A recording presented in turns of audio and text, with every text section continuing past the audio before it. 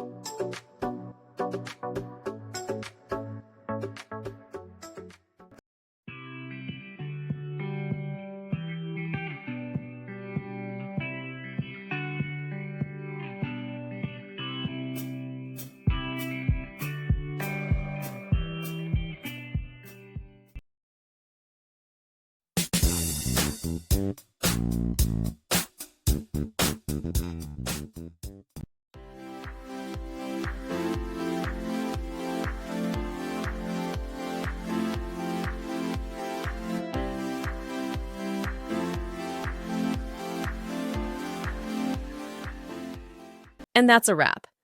I hope you found the answer you were looking for. If you did, take a second to hit that subscribe button. It really helps out. And let me know in the comments which solution worked best for you. See you next time in the debug zone.